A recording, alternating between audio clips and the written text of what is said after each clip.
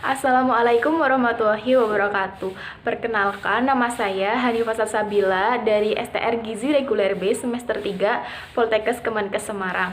Di sini saya akan memberi sedikit penyuluhan tentang ibu hamil sehat, awal generasi hebat dengan isi piringku. Nah, kenapa sih slogan itu berbunyi seperti itu? Karena ibu hamil yang sehat tentunya akan mengandung janin yang sehat juga. Apalagi jika konsumsi kebutuhan zat gizi untuk ibu hamil itu terpenuhi. Pasti janin tersebut akan tumbuh dan berkembang dengan baik dan diharapkan akan menjadi generasi hebat pada masanya nanti. Isi Piringku merupakan salah satu program kesehatan yang digencarkan oleh Kementerian Kesehatan sebagai salah satu panduan makan sehat yang digunakan sebagai acuan sajian sekali makan. Contohnya, makan pagi kita bisa melihat panduan isi piringku. Makan siang kita juga bisa melihat panduan isi piringku, begitu juga dengan makan malam. Nah, komposisi isi piringku itu seperti apa sih? Jadi, komposisi isi piringku terdiri dari makanan pokok di sebelah kiri bawah sebanyak sepertiga isi piring.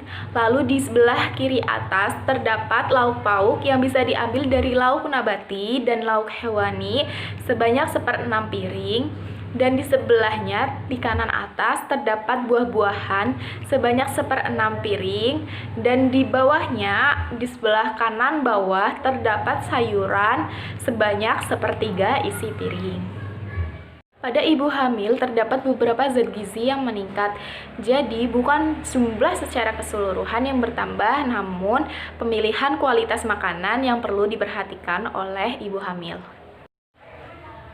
Nah, sekarang kita masuk pada penambahan kebutuhan zat gizi makro untuk ibu hamil. Zat gizi makro itu apa saja sih? Zat gizi makro itu ada energi, protein, lemak, dan karbohidrat. Nah, pada trimester 1, penambahan kebutuhan zat gizi makro yang pertama, energi sebanyak 180 kilokalori dan protein sebanyak 20 gram, lemak sebanyak 6 gram, lalu karbohidrat sebanyak 25 gram. Kebutuhan tersebut setara dengan satu buah biskuit besar ukuran 10 gram. Lalu ada satu butir telur ayam ukuran 50-55 gram. Dan ada setengah gelas susu sapi segar ukuran 100 ml. Untuk ibu-ibu hamil yang memasuki trimester 2 dan 3, tentunya penambahan kebutuhan zat gizi makro berbeda dengan trimester 1. Untuk energi sebanyak 300 kilokalori, protein sebanyak 20 gram, lemak sebanyak 10 gram, dan karbohidrat sebanyak 40 gram, atau setara dengan 1 mangkuk bubur kacang hijau, dengan komposisi kacang hijau 5 sendok makan atau 50 gram. Lalu ada santan 1/4 gelas atau 50 ml dan ada gula merah sebanyak 1 sendok makan atau 13 gram. Dan juga terdapat 1 butir telur atau dengan ukuran 55 gram. Makanan pokok. Makanan pokok merupakan jenis makanan yang menjadi sumber gizi dasar bagi manusia, atau kita mengenalnya dengan sumber tenaga atau sumber energi. Jumlah porsi untuk ibu hamil sekitar 4-6 porsi, atau dengan ukuran rumah tangga sebanyak 3/4 gelas atau dengan ukuran 100 gram. Manfaat makanan pokok bagi ibu hamil yang pertama menjadi sumber karbohidrat, yang kedua sebagai sumber kalori ibu hamil, yang ketiga menjaga massa otot, yang keempat meningkatkan kesehatan jantung, dan yang kelima mengendalikan berat badan. Apa saja sih sumber makanan pokok untuk ibu hamil? Tentunya yang sangat familiar dengan kita adalah nasi. Yang kedua ada ubi yang kaya akan vitamin A yang berfungsi untuk pertumbuhan sel dan jaringan pada janin. Yang ketiga ada gandum yang kaya dengan serat dan asam folat yang tinggi yang berfungsi untuk kesehatan pencernaan, sumber energi, dan untuk perkembangan otak dalam kandungan. Nah, yang sering kita jumpai dan gampang kita temukan adalah kentang dan jagung. Selanjutnya ada lauk pauk. Ibu-ibu sudah tahu apa itu lauk pauk? Lauk pauk merupakan sumber protein yang terdiri dari sumber pangan nabati dan sumber pangan hewani.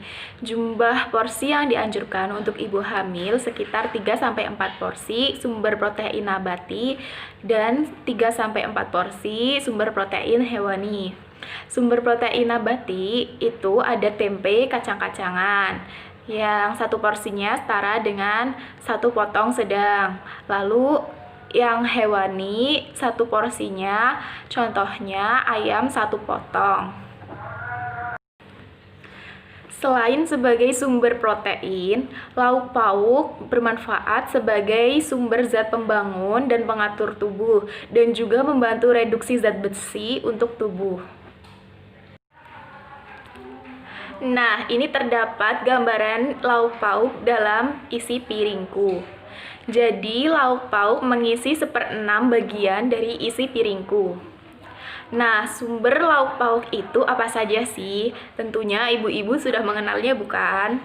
Yang pertama, sumber hewani, contohnya seperti ayam, telur, susu, dan olahannya seperti keju. Sumber nabati, contohnya kacang-kacangan, berupa kacang kedelai, kacang tanah, kacang merah, kacang hijau, kacang tolo, serta hasil olahannya seperti tempe, tahu, susu kedelai, dan oncom. Nah, selanjutnya ada sayuran. Sayuran merupakan sumber vitamin dan mineral, terutama zat karoten, vitamin A, vitamin C, asam folat, zat besi, dan fosfor. Jumlah porsi yang dianjurkan untuk ibu hamil sekitar 3-4 porsi, atau dengan ukuran rumah tangga, satu porsinya yaitu 1 mangkok. Manfaat sayuran tersendiri yaitu sebagai antioksidan, dan juga terdapat kandungan asam folat dan zat besi yang berfungsi untuk mencegah cacat otak dan saraf pada bayi dan sebagai kesehatan ibu hamil. Nah, ini merupakan gambaran sayuran pada isi piringku. Sayuran menempati sepertiga bagian isi piring pada bagian kanan bawah. Sayuran diutamakan berwarna hijau karena mengandung zat besi yang berfungsi untuk mencegah anemia pada ibu hamil. Dan juga sayuran juga dipilih yang warna kuning jingga karena mengandung karoten yang tinggi. Contohnya seperti bayam, daun singkong, daun katuk, kangkung, wortel, dan juga kacang-kacangan seperti buncis, kecipir, dan kacang panjang. Selanjutnya terdapat buah-buahan. Buah-buahan memiliki banyak vitamin seperti vitamin A, B, B1, B6, dan vitamin C, dan juga mengandung mineral serta serat-serat yang berperan sebagai antioksidan. Buah-buahan mengisi 1/6 bagian dari isi piringku. Buah-buahan diutamakan yang berwarna kuning jingga seperti sayuran tadi karena mengandung karoten, dan juga dipilih yang kaya serat dan yang berasa asam karena mengandung vitamin C. Contohnya seperti pepaya, mangga, nanas, nangka, jambu biji, apel, sirsak, dan jeruk. Nah, tadi sudah membahas tentang komposisi isi piringku ya ibu-ibu. Lalu kita lanjut ke pembahasan berikutnya. Banyak asumsi masyarakat yang bilang bahwa saat sedang mengandung kita perlu makan sebanyak-banyaknya. Bukan seperti itu ya ibu-ibu asumsinya. Jadi untuk ibu hamil itu kualitas makananlah yang perlu diperhatikan. Jadi terdapat gizi-gizi penting yang baik untuk kesehatan janin dan ibu hamil. Berikut adalah gizi penting untuk ibu hamil. Nah, yang pertama ada asam folat. Apa sih fungsinya asam folat itu? Asam folat itu berfungsi untuk membantu pembentukan sel darah merah. Lalu berfungsi juga untuk mencegah kecacatan pada bayi dan juga meningkatkan kesehatan ibu hamil. Nah, apa saja sih makanan yang tinggi akan asam folat? Ada lauk pauk seperti daging unggas, daging merah, hati ayam, hati sapi, dan telur. Lalu untuk sayuran sendiri ada sayuran hijau seperti bayam, asparagus, brokoli, dan lobak. Dan buah-buahan yang tinggi asam folat yaitu jeruk, pepaya, alpukat, dan pisang. Yang kedua, ada vitamin D. Vitamin D berfungsi untuk menjaga kesehatan janin dan membantu penyerapan kalsium yang dikonsumsi. Sumber-sumber vitamin D banyak berasal dari lauk pauk. Contohnya seperti ikan salmon, ikan tuna, ikan sarden, lalu ada telur, kuning telurnya, lalu juga ada jamur. Selain itu, susu sapi dan susu kedelai juga kaya loh akan vitamin D. Nah, yang ketiga ibu-ibu ada zat besi. Jadi zat besi juga penting untuk ibu hamil. Fungsinya untuk apa sih? Fungsinya itu untuk mencegah pendarahan, mencegah anemia pada ibu hamil, dan juga mencegah proses persalinan prematur. Apa saja sih sumber zat besi? Jadi, sumber zat besi pada makanan yaitu ada dari lauk pauk seperti daging merah, hati, lalu berbagai jenis ikan, dan berbagai jenis kacang-kacangan. Juga ada dari sayuran hijau seperti bayam dan brokoli. Yang keempat ada kalsium. Kalsium berfungsi sebagai pembentukan tulang dan gigi. Apa saja sih sumber makanan yang tinggi akan kalsium? Selain susu, makanan yang tinggi akan kalsium seperti sayuran hijau, yaitu bayam, kale, lobak, dan brokoli. Lalu, makanan laut juga tinggi akan kalsium seperti ikan sarden, ikan tongkol, dan ikan salmon. Setelah itu, kacang-kacangan dan biji-bijian yang kaya akan kalsium seperti kacang tanah, lentil, kedelai, almond, dan biji wijen. Berikut adalah contoh menu sehari yang sesuai dengan isi piringku. Ibu-ibu bisa melihatnya pada PowerPoint yang sudah tersaji. Nah, itu adalah contoh isi piringku ya ibu-ibu. Selanjutnya ada contoh menu sehari untuk ibu hamil. Yang pertama ada makan pagi. Di sini makan paginya ada makan pokok dengan nasi 200 gram atau setara dengan 2 centong rice cooker ya ibu-ibu. Lalu ada lauk pauk yaitu 1 potong ikan, lalu ada setengah butir telur rebus, dan ada 1 potong tahu kotak.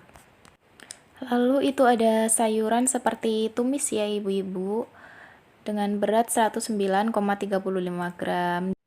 Dan juga ada buah yaitu 1 buah pisang atau setara dengan 100 gram. Selanjutnya untuk snack pagi bisa menggunakan sandwich. Untuk isiannya bisa menggunakan sayuran seperti selada, tomat, timun. Lalu bisa diisi juga dengan telur atau dengan beef yang sebelumnya sudah diolah terlebih dahulu.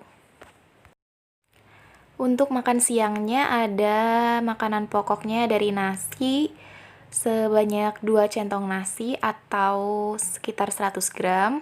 Lalu ada pepes tempe dengan berat tempenya itu 50 gram atau sekitar 1 potong sedang. Dan ada lauk hewaninya ayam goreng, 1 potong ayam goreng itu sekitar 50 gram. Lalu ada sayurannya itu dari jamur, oseng jamur, dengan berat 100 gram jamur. Dan juga ada buah melon, dengan berat 100 gram buah melon atau sekitar 1 potong buah melon.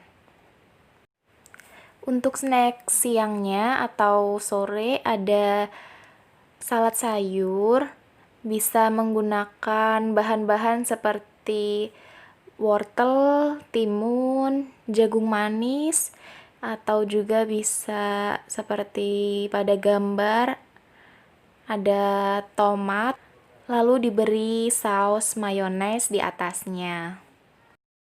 Untuk makan malamnya bisa menggunakan nasi goreng seafood komplit ya. Jadi isinya itu ada nasi, cumi, lalu ada telurnya juga, ada juga sayurannya seperti jagung manis, ada wortel, tomat, bisa diberi buncis, Dan juga buah-buahannya ada pepaya dan pisang. Selanjutnya ada masalah gizi pada ibu hamil. Yang pertama ada cake atau kekurangan energi kronis. Tanda dari kekurangan energi kronis ini bisa dilihat dari ukuran lingkar lengan atas atau lila yang kurang dari 23,5 cm. Yang kedua ada gaki atau gangguan akibat kekurangan yodium. Jadi tanda dari gaki ini terdapat benjolan di leher. Dan yang ketiga ada anemi atau anemia, yaitu kurang darah yang disebabkan karena kurangnya asupan zat besi. Jadi tanda dari anemi ini adalah cepat lelah, lalu kulit itu terlihat pucat, dan juga denyut jantung itu terasa cepat, dan sesak nafas. Dampak masalah gizi pada ibu hamil yang pertama ada keterlambatan pertumbuhan fisik pada bayi. Contohnya gigi bayi kok tidak tumbuh-tumbuh, itu karena mungkin ibu hamil tersebut kurang mengonsumsi kalsium. Yang kedua ada keterlambatan perkembangan. Yang ketiga ada penurunan kecerdasan. Mungkin sekian dari saya. Semoga penyuluhan ini bermanfaat bagi ibu-ibu, dan saya memohon maaf sebesar-besarnya apabila ada kekurangan. Terima kasih. Wassalamualaikum warahmatullahi wabarakatuh.